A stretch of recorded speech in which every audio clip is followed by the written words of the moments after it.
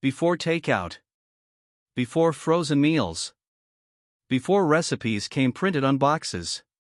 There was a time when dinner was hard-earned, built from scratch, scraped from scraps, and cooked low and slow over wood-fired stoves. A time when a single pot had to feed 6 mouths. And flavor? That was a luxury. In 19th century America, the working man's dinner wasn't just a meal. It was survival, hot, heavy, and honest. From coal miners in Pennsylvania, to loggers in Michigan, to black farmhands in the deep South, families across the country lean on simple, rugged food to get through 14-hour days and bitter winters. You won't find these recipes in glossy cookbooks. You won't find them on trendy menus. But in the brown, brittle pages of forgotten 1800s cookbooks, they're still there, waiting to be stirred back to life. We're talking about salt pork boiled with beans, cornbread soaked in bacon fat, and hoe cakes fried in open fire ashes. Dishes that didn't look pretty but filled the belly and quieted the noise of an empty stomach. This wasn't food for comfort. It was food for keeping on. And tonight, we're stepping back into those kitchens where cast iron ruled, meat was a rarity, and every meal told a story of grit, hunger, and invention. So if you've ever wondered how America's working class really ate in the 1800s, this is it. These are 15 working man's dinners you could only find in 19th century cookbooks, forgotten meals from a time when survival meant knowing how to turn cornmeal, salt, and lard into dinner. And trust me, once you see what they made from almost nothing, you'll never take your next meal for granted again. Before there were toasters, Teflon pans, or even baking powder, there was the hoe cake, the simplest, grittiest bread a man could make with nothing but cornmeal, salt, and boiling water. And what did they cook it on? Not a baking tray. Not a cast iron pan. But on the flat side of a hoe, the very same tool used to till the land. This was the bread of laborers and field hands, born out of necessity, not luxury. Especially in the rural South during the 1800s, where enslaved workers and poor farmers had to survive on the bare minimum. Flour was a luxury. But cornmeal? That was available and cheap. The method was as raw as the times. Mix cornmeal, salt, and hot water. Shape into a patty. Press it flat. Then lay it on the metal side of a cleaned hoe, stuck into the edge of a fire. A few minutes later, crispy edges, golden center, and steam rising into the night air. And it didn't stop there. Hog grease, saved bacon drippings or lard from butchered pigs, was the key. Poured over the top or brushed on with a torn rag, it added flavor, fat, and the feeling of something rich. For many, this was dinner. No side dishes. No dessert. Just hoe cake and hog grease, eaten by hand under kerosene light. It fed plantation workers, farmhands, freedmen, and poor white families alike. It was hot, fast, and honest. And above all, it kept you moving. You won't find it on menus. But in 19th century fields, this simple combo filled stomachs and stretched strength. Because when food was scarce and tools were few, a hoe, a fire, and a scoop of cornmeal could still make a meal worth remembering. Before sliced bread, before griddles and non-stick pans, the working class in 19th century America survived on something humble, sturdy, and hot off the fire. Johnny cakes. They weren't sweet. They weren't soft.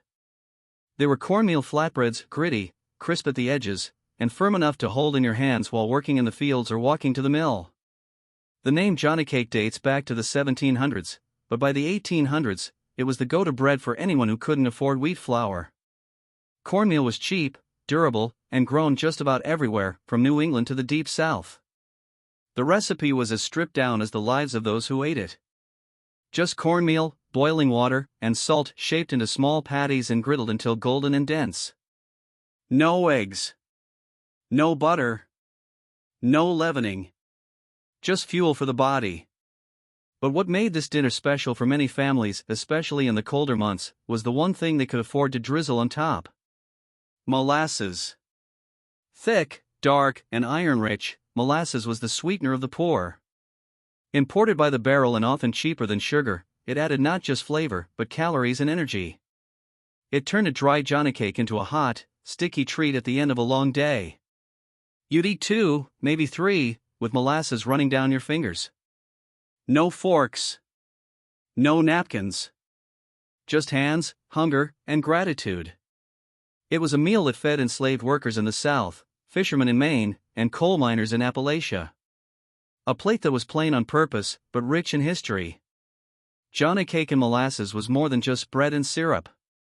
It was survival with a touch of sweetness, served hot from the griddle and soaked in stories we're only now beginning to remember. In a century where time moved slow but labor never stopped, there was one dish that promised warmth, nourishment, and just enough strength to carry on. Hasty pudding. Now don't let the word pudding fool you. This wasn't a dessert. It was a cornmeal porridge, thick, coarse, and bubbling in a pot over open flame. Made with nothing more than boiling water, salt, and cornmeal, it was one of the earliest and most enduring meals in American homes, especially for poor families in the 1800s. But when times got tougher, and stomachs needed something more, cooks began turning that simple porridge into something heartier. Hasty pudding stew. They'd stir in whatever was on hand, bits of salt pork, leftover stewed onions, a spoonful of drippings or bone broth from the previous night. If you were lucky, maybe a few beans or a scrap of meat found its way in. What started as a plain gruel became a savory, stick-to-your-ribs dinner, stretching flavor and calories out of almost nothing. This dish showed up in shanties, log cabins, and field kitchens from New England to the Ozarks. It was often served in tin bowls, eaten with wooden spoons, and shared silently after long, back-breaking days. Families added their own twists, some boiled in milk when they had it, others browned the cornmeal before cooking to bring out a deeper, nutty flavor. Hasty pudding stew wasn't about indulgence. It was about endurance. It filled you up. It kept you warm. And in a world where dinner couldn't be guaranteed, that meant everything. Today, it's all but forgotten. But in the 1800s, this humble bowl was a lifesaver, cheap, honest, and made from the land itself. Before chili. Before gumbo. There was pepper pot stew, a fiery, fragrant, working-man soup that once simmered in the kitchens of Philadelphia, Charleston, and deep into the Caribbean-influenced South. This wasn't just a dish. It was survival food. Introduced to America by enslaved West African and Caribbean cooks, it became a cornerstone meal for 19th-century black families, dock workers, and urban laborers, especially in northern cities where meat was scarce, but flavor was never in short supply. The stew always started the same way. Beef tripe or other cheap cuts, what the butchers didn't want, boiled low and slow with collards, turnip greens, or spinach, depending on the season. Then came the fire. Hot peppers. Lots of them. Scotch bonnets if you had 'em. Crushed dried chilies if you didn't. To thicken it? Not flour. Not cream. But cornmeal dumplings, or crumbled hard bread, whatever was left in the pantry. The result? A rich, earthy, deeply spiced stew that warmed the body and cleared the head. By the 1830s, pepper pot had become so iconic that street vendors sold it from carts in Philadelphia, loudly calling out, "Pepper pot, smoking hot," as factory workers lined up on their lunch breaks. It was hot, hearty, and cheap. Perfect for men who labored all day in mills, shipyards, and rail yards. It didn't just feed them, it revived them. Some recipes added okra, some threw in root vegetables, and others thickened it with broken crackers or stale bread. But the heart of pepper pot was always the same. Spice, struggle, and strength. Today, it's nearly vanished. But in the 19th century, pepper pot stew was a legend in a bowl, one spoonful at a time. It was called tooth duller, sheet iron, jawbreaker. But in the 1800s, hardtack was one of the most reliable foods a working man could count on, whether you were a soldier, a sailor, or a rail worker laying ties across the frontier. Hardtack was a flour and water cracker, baked until it could survive months, sometimes years, without spoiling. It didn't crumble. It didn't mold.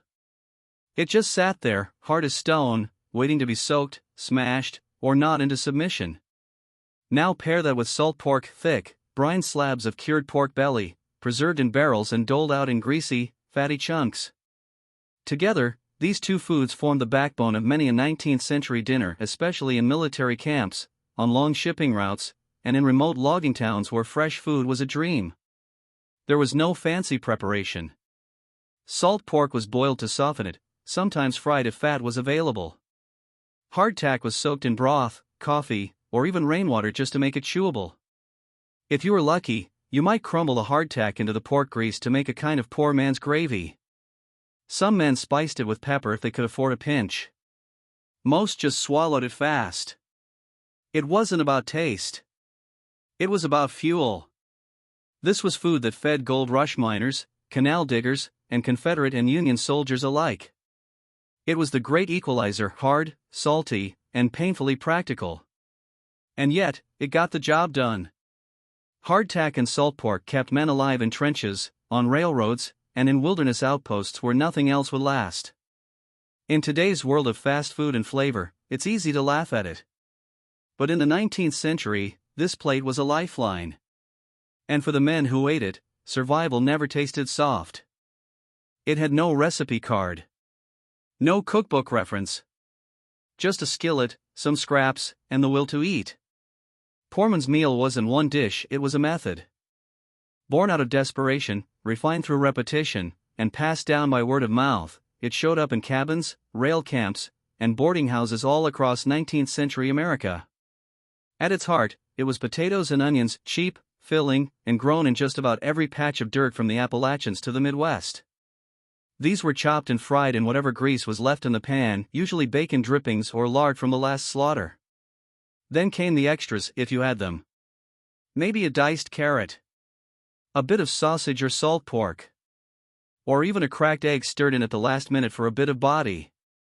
The beauty of Poorman's meal was that it adapted to poverty.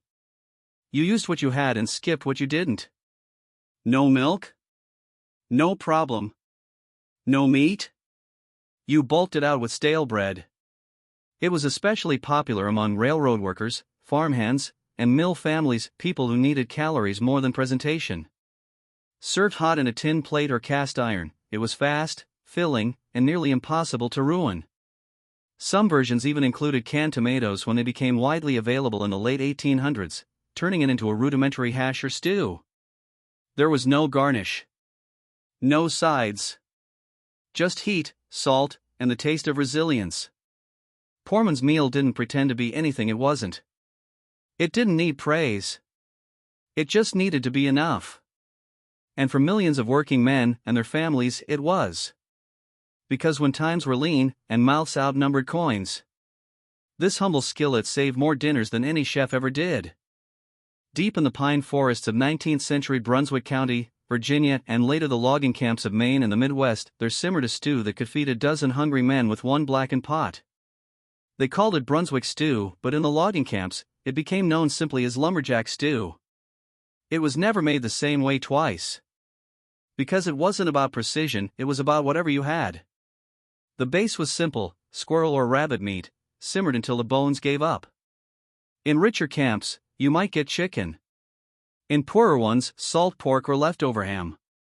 Into the pot went corn, lima beans, okra, onions, and chopped potatoes, anything that could stretch flavor and bulk. Tomatoes, when in season, were prized. They thickened the broth and added the tangy brightness only a sun-ripened crop could bring. But here's what made it special. It was cooked outdoors, over an open fire, in a battered cauldron hung from a tripod or nestled into hot coals. It took hours, slow, smoky, and constant, while the men hauled timber or split logs nearby. And by sundown, the entire camp smelled of peppery meat, sweet corn, and wood smoke. Each man lined up with a tin plate and spoon, the stew ladle thick and steaming. No bread. No sides. Just stew, and lots of it. Brunswick lumberjack stew was a meal built for stamina. It filled bellies. It fueled muscles. And in the dead of winter, it kept frostbite away with nothing but fat, salt, and heat. To this day, Brunswick stew survives as a Southern classic.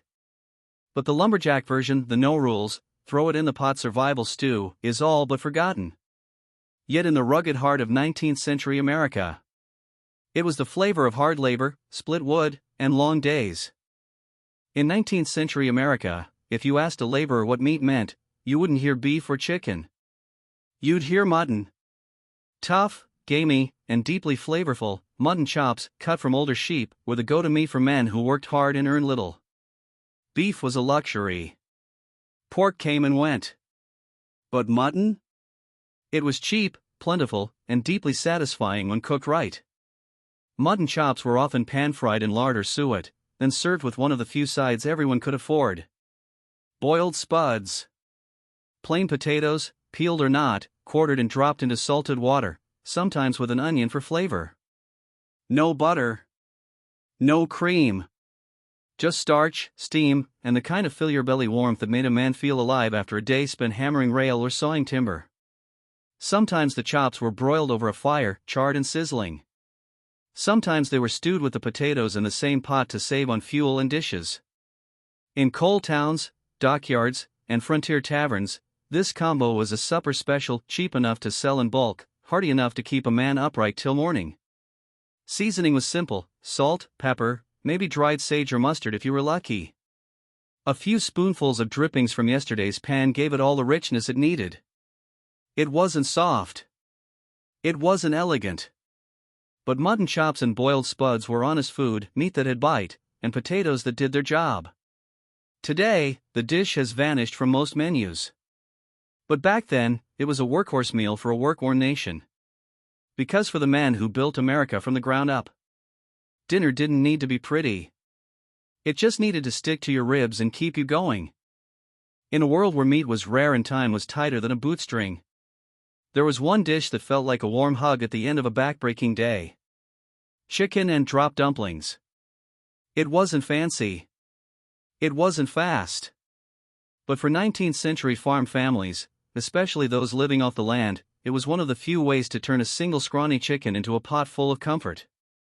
The bird went in whole, bones, skin, and all, boiled until the meat practically slid off the bone. Then came the broth, rich, golden, made from nothing but fat, marrow, and thyme. It simmered slowly on the hearth, filling the room with the kind of smell that said, "You've made it through another day." And just when the broth was ready, they made the dumplings. But not the rolled kind. Not the neat, flour-dusted biscuits of Sunday dinners. No, these were drop dumplings. Rough spoonfuls of dough made from flour, water, salt, and maybe a splash of milk if the cow had given that day. Dropped straight into the bubbling pot, where they puffed and soaked and turned into pillowy bites of bread-soaked heaven. This wasn't food for guests. It was food for survival, with just enough softness to remind a working man there was still goodness in the world. It fed big families, tired mothers, coal-streaked fathers, and barefoot kids who knew the sound of a bubbling pot meant peace for a moment. Each bite was broth-soaked, starchy, and heavy with history. The kind of meal that didn't just fill your stomach. It slowed down time. Chicken and drop dumplings may be a southern comfort food today. But back then, it was a workman's reward. Hard-earned. Humble. And too sacred to ever be rushed.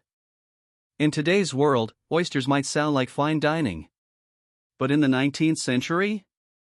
They were the food of dockworkers, sailors, and city poor, sold cheap by the bucket in waterfront markets from Baltimore to Boston. And no dish stretched an oyster farther than the humble, belly-warming oyster stew. This wasn't some creamy, delicate bisque. It was a one-pot supper, built for warmth, sustenance, and simplicity. Fresh shucked oysters, still salty from the bay, were simmered in a pot with milk or water, salt, and a pat of butter if you had it. Some added a splash of onion liquor, or crushed crackers to thicken the broth. But the soul of the dish stayed the same. Brine, broth, and body heat. Working men, especially in coastal cities, would gather in boarding houses and saloons after long shifts unloading cargo, hauling nets, or digging docks. They'd trade coins for bowls of this hot stew, served with a wedge of dark bread or stale hardtack to soak up every drop. For inland folks, oysters were preserved in jars or tins and shipped by rail, bringing a taste of the coast to lumber camps and mining towns during the coldest months. It wasn't glamorous. It wasn't meant to be. But for laborers chilled to the bone, oyster stew was ocean warmth in a bowl. Some added pepper. Some stirred in milk gravy from another meal. But at its core, it was nourishment, clean, simple, and fast. Today, oyster stew is served in china bowls at holiday tables. But in the 1800s? It came ladled from battered pots, served with calloused hands, and eaten between shifts. Oyster stew supper was the tide that carried the working class from hunger to hope. One spoonful at a time. If Saturday had a smell in 19th century New England, it was this. Molasses, salt pork, and slow-baked beans simmering from dawn till dusk in cast-iron pots buried deep in the coals. But alongside those rich, earthy beans came something even more surprising. Brown bread. Not fluffy. Not crusty. But steamed. Dense. And sweetened with molasses and rye. This was the classic combo of Boston's working class and economical, filling, and almost ceremonial meal served in tiny kitchens and basement boarding houses all over the Northeast. Boston brown bread wasn't baked in a pan. It was steamed in metal coffee cans or pudding molds, boiled for hours until firm, dark, and sliceable. Made from a blend of cornmeal, rye flour, whole wheat, and molasses, it had no yeast, just a little baking soda and buttermilk or sour milk to lift it ever so slightly.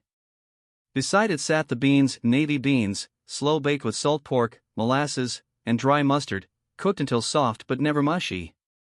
This wasn't just dinner, it was tradition, especially on Saturdays when fuel needed to stretch into Sunday. Why Saturday? Because Sunday was for rest. And baked beans held heat overnight. Brown bread didn't spoil. The two together were perfect, portable, sturdy, and packed with energy. For shipyard men, cobblers, and Irish immigrant families packed into Boston tenements, this meal was sacred. No meat?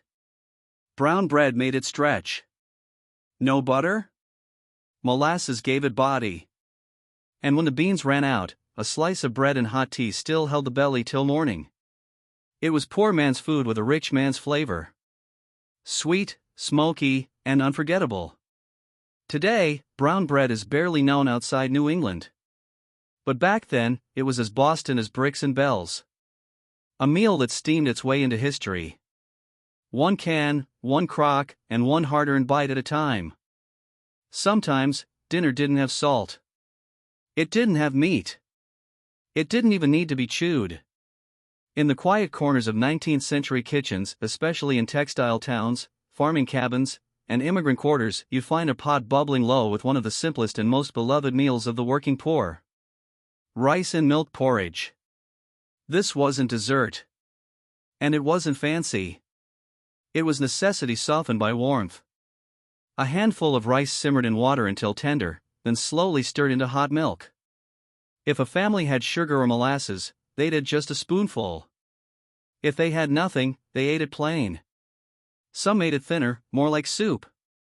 Others let it thicken into a soft, scoopable mass, just enough to feel like a meal. It was gentle on the stomach. Quick to prepare.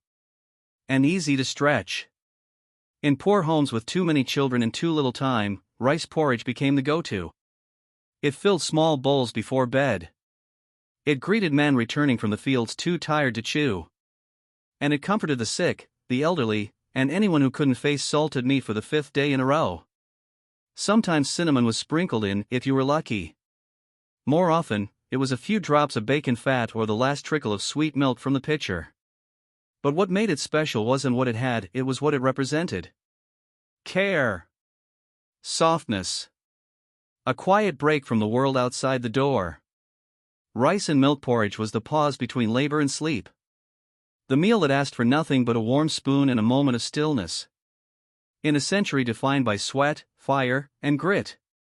This was one of the few dishes that reminded people what comfort really meant. To modern eyes, it might look strange. But in the 19th century, beef tongue was a prized cut, served not out of luxury, but out of wisdom. You see, nothing went to waste. And the tongue, tender when slow-boiled and thinly sliced, offered more meat than most realized at a fraction of the cost of prime cuts. For working-class families, boarding houses, and even rural taverns, this dish was a favorite for Sunday suppers and midday meals alike. The preparation was slow but simple. First, the tongue was simmered whole, sometimes for hours, with onions, bay leaves, peppercorns, and a splash of vinegar. Once tender, the tough outer skin was peeled away, revealing soft, pink meat ready to slice thin across the grain. But the magic came in the sauce.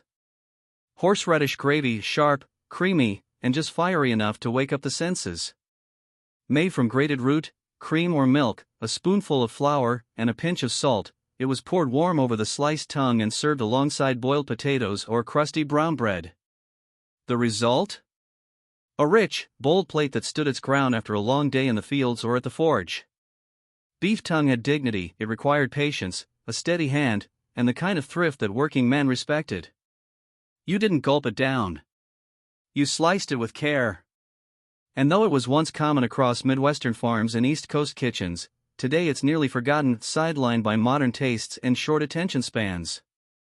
But back then, this dish proved that you didn't need fancy cuts to eat like you mattered. You just needed time, tradition, and a little horseradish heat.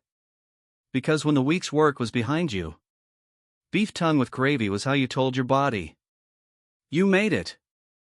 Before refrigerators. Before microwaves or takeout boxes. There was hash, the great equalizer of leftovers.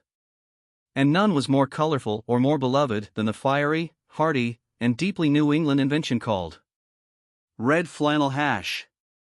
It got its name not from spices, but from beets chopped into cubes and tossed with leftover boiled potatoes, salted beef or corned beef, and onions in a heavy skillet. The result? A rich, crackling hash that turned last night's dinner scraps into something that looked and tasted like a celebration. Why red flannel? Because when the beets sizzled and bled into the potatoes, the whole pan took on a deep crimson hue like the color of the flannel shirts worn by lumberjacks, railroad men, and New England farmers. This dish wasn't reserved for holidays. It was a Monday morning staple, cooked up in cast iron and eaten with strong coffee or cold cider before heading back into the fields or woods. It was practical, yes. But it was also oddly beautiful: pink potatoes, golden onions, dark meat, all crisped at the edges and steaming at the center. Some families added a fried egg on top. Others stirred in a bit of bacon fat or mustard. But the heart of red flannel hash was always the same. Waste nothing. Use everything. And season it with heat and memory. You wouldn't find this dish in the fine hotels or city cafes. You'd find it in logging camps, farmhouse kitchens, and boarding house stoves. It was breakfast, lunch, or dinner, depending on the size of the portion and the size of your hunger. Today, it's a nostalgic footnote. But back then, red flannel hash was how families survived the week. With cast-offs, cast iron, and a splash of red. In a world where prime cuts were sold to the wealthy and waste wasn't an option, there was one dish that stood at the crossroads of survival and strength. Liver and onions with gravy. To some, it was bitter. To others, bold. But to the working men of 19th century America, it was protein with purpose. Beef liver was cheap, plentiful, and packed with nutrients: iron, B vitamins, and enough fuel to keep a laborer going long after the sun went down. But it took skill to make it right. First, the liver was sliced thin and soaked, sometimes in milk, sometimes in vinegar, to take away the edge. Then it was dredged in flour and seared quickly in a hot skillet, just long enough to brown the outside but keep the inside tender. In the same pan, onions were added, lots of them. Cooked down until caramelized, soft, and sweet enough to balance the liver's bite. Then came the gravy. Made from pan drippings, a bit of flour, maybe water or leftover broth, stirred until smooth and spooned generously over the plate. Served with mashed potatoes or coarse bread, it wasn't just a meal, it was medicine by the forkful. Railroad workers. Iron forgers. Miners. They all knew that liver and onions wasn't for delicate stomachs, but it was a meal that stuck to your ribs and kept your blood strong. You didn't eat it for the flavor. You ate it because it worked. And somewhere along the way, the bitterness turned into tradition. The smell became comfort. And the gravy turned it all into something worth coming home to. Today, most wouldn't touch it. But back then, liver and onions with gravy was the difference between weakness and endurance. It was tough. But so were the men who ate it. These weren't just meals. They were lifelines, served hot from battered pots and cast iron pans, in homes that knew struggle better than rest. If these forgotten dinners stirred a memory, or sparked something new in you, then you've just tasted a slice of history. For more working-class flavors from America's past, don't forget to subscribe, leave a comment, and share the story. Until next time, keep the fire low, the skillet hot, and the memory of these meals alive.